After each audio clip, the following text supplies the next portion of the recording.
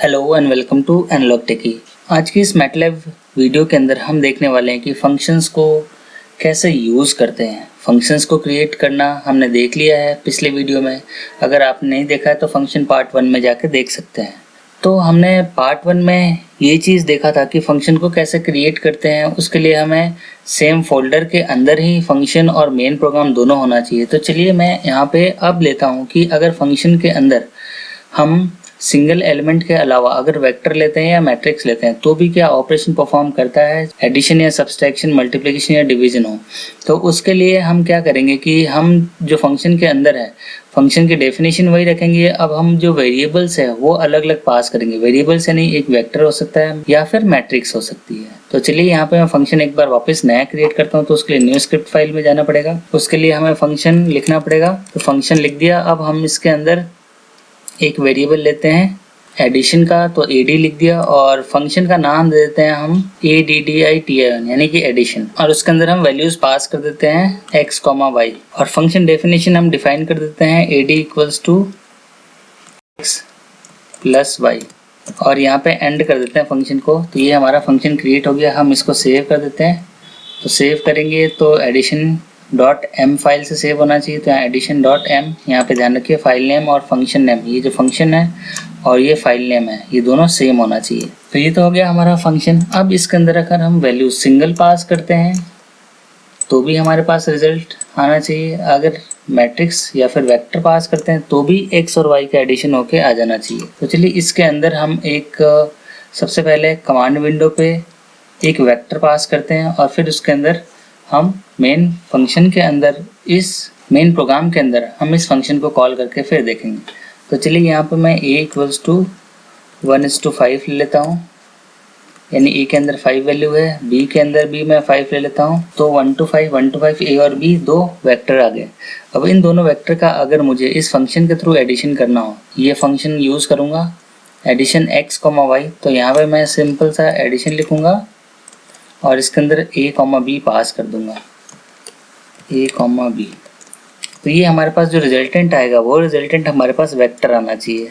तो देखिए वेक्टर ही आया है। वेक्टर क्या है कि आपका 5 कॉलम का वेक्टर है जिसके अंदर फर्स्ट एलिमेंट का एडिशन है, सेकंड का सेकंड के साथ, थर्ड का थर्ड के साथ, फोर्थ का फोर्थ के साथ और फिफ्थ का फिफ्थ के साथ। तो इस तरह से हम वेक्टर एडिशन भी कर सकते हैं। अगर हम मैट्रिक्स लेना चाहें तो वो भी ऐड कर सकते हैं। तो चलिए हम मैट्रिक्स हम एक नए फाइल के अंदर इस फंक्शन को कॉल करके फिर उसका एडिशन करेंगे।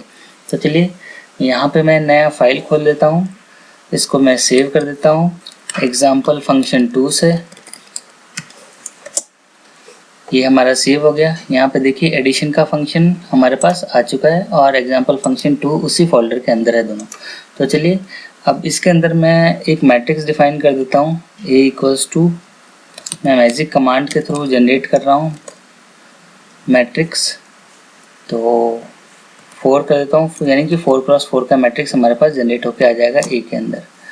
सिमिलरली b के अंदर भी मैं कुछ रैंडम इंटीजर या फिर रैंडम वैल्यू जनरेट कर रहा हूँ 4x4 का। तो मैं n लिख देता हूँ। तो a और b के अंदर हमारे पास एक रैंडम वैल्यू 4x4 का जनरेट हो जाएगा और मैजिक कमांड से a के अंदर 4x4 मैट्रिक्स जनरेट हो जाएगी। तो दोनों के अंदर मैट्रिक्स है। अब मुझे इन दोनों का अगर एडिशन करना हो तो सिंपल सा मुझे फंक्शन सपोज d के अंदर मुझे एडिशन फंक्शन कॉल करना है। ये वाला फंक्शन जो हमने लिखा है, ये देखिए ADDITION एडिशन फंक्शन। और उसके बाद हम इसके अंदर वैल्यूज़ को पास कर देंगे a और b और फिर हमारे पास जो रिजल्टेंट है a और b का वो d के अंदर स्टोर हो जाना चाहिए। तो चलिए ये तो हमारा मेन प्रोग्राम था। अब मैं मेन प्रोग्राम को रन करता हूँ तो ये हमारा एग्जीक्यूट हो गया है।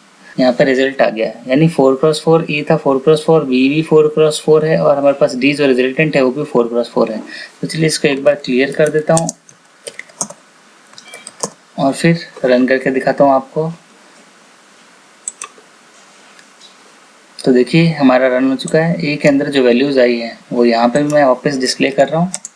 ए देखिए ये 4 मैजिक कमांड से आया है और बी जो आया है वो हमारा रैंडम कमांड से आया है। तो यानी कि ए और बी के अंदर रैंडम वैल्यूज़ है। तो सी के अंदर जो डी के अंदर जो एडिशन है दोनों का वो आ जाना चाहिए। तो यहाँ पे देखिए मैं इसको डी को यहाँ लिखता हूँ कमांड विंडो पे और फिर शो करता हूँ। तो ये हमारे पास ऐड होके आ गए हैं 16 प्लस 0.4218 करके आया है, तो 16.4218। तो इसी तरह से एलिमेंट बाय एलिमेंट एडिशन हो गया है। तो ये तो था मैट्रिक्स का एडिशन यूजिंग फंक्शन। तो हम इसी तरह से कोई भी फंक्शन को डिफाइन कर सकते हैं। डेफिनेशन के लिए आपको फंक्शन क्रिएट करना पड़ेगा, फंक्शन का नाम और फाइल का नाम सेम होना चाहिए, तभी हम उसको कॉल कर सकते हैं। और ध्यान रखें ये फंक्शन तभी कॉल होगा जब हम एग्जैक्ट वेरिएबल उसको पास करेंगे। सपोज मैं यहाँ पे फंक्शन के अंदर ही देखिए मैं उसी फंक्शन को कॉल कर रहा हूँ। यहाँ पे मैं एडिशन के अंदर, यहाँ देखिए एडिशन के अंदर हमने 2 वैल्यू पास की थी। अब 2 वैल्यू के अलावा अगर मैं कोई और वेरिएबल, एक और वेरिएबल c पास कर देता हूँ, यानी कि ABC, तो फिर ये एरर दे देगा। एरर क्या देगा, यहाँ देखिए अनडिफाइंड वेरिएबल c, कि हमारे पास वेरिएबल c है ही नहीं। अगर बाई चांस वेरिएबल c की जगह मैं b पास कर देता हूँ, क्योंकि b तो है हमारे पास, तो अगर मैं b पास करता हूँ तो यहाँ पर देखिए लिखा हुआ आ रहा है टू मैनी इनपुट आर्गुमेंट्स, यानी जो फंक्शन की डेफिनेशन थी उसके अंदर सिर्फ 2 ही वैल्यू इनपुट के लिए था, लेकिन हम यहाँ पे 3 वैल्यू दे रहे हैं, a, b और b। तो ये बता रहा है टू मैनी इनपुट आर्गुमेंट्स, इसका मतलब हम ज़्यादा वैल्यूज दे रहे हैं। उसी तरह से अगर हम सिर्फ एक ही वैल्यू पास करते हैं उस फंक्शन के अंदर, तो भी एरर दे देगा, ये देगा नॉट इनफ इनपुट आर्गुमेंट्स। तो ये एरर बताता है टू मैनी इनपुट आर्गुमेंट का मतलब ये है कि हम ज़्यादा इनपुट में प्रोवाइड दे रहे हैं वैल्यू, और अगर नॉट इनफ इनपुट आर्गुमेंट आ रहा है इसका मतलब हम कम वैल्यू दे रहे हैं। तो एग्जैक्ट वैल्यू देने के लिए आपको फंक्शन के अंदर जाके चेक करना पड़ेगा, या जब हम क्रिएट कर रहे हैं फंक्शन तभी हमें ध्यान रखना है कि फंक्शन के अंदर हम कितनी वैल्यूज़ को पास कर रहे हैं, तो उतनी ही वैल्यू हमें पास करनी है। अदरवाइज हम एरर से भी आइडिया लगा सकते हैं कि हम ज़्यादा वैल्यू पास कर रहे हैं या कम वैल्यू पास कर रहे हैं। तो चलिए, होपफुली ये वीडियो समझ में आया होगा और फंक्शंस को आप इजीली क्रिएट करना सीख गए होंगे। तो अगर आपने हमारे इस चैनल को लाइक नहीं किया है और सब्सक्राइब नहीं किया तो हमारे इस चैनल को सब्सक्राइब कीजिए और बेल आइकन को दबा के ऑल बटन पे क्लिक कीजिए, और हो सके तो हमारे इस चैनल को शेयर कीजिए। और अगर आप लोगों की कोई क्वेरीज हो इस मैटलैब से रिलेटेड या इस मैटलैब वीडियो से रिलेटेड या किसी मैटलैब से रिलेटेड टॉपिक के अंदर, तो आप प्लीज़ कमेंट कीजिए, मैं उस पर वीडियो ज़रूर बनाऊंगा ताकि आप लोगों की हेल्प हो पाए। तो चलिए मिलते हैं अगले वीडियो में। Thank you.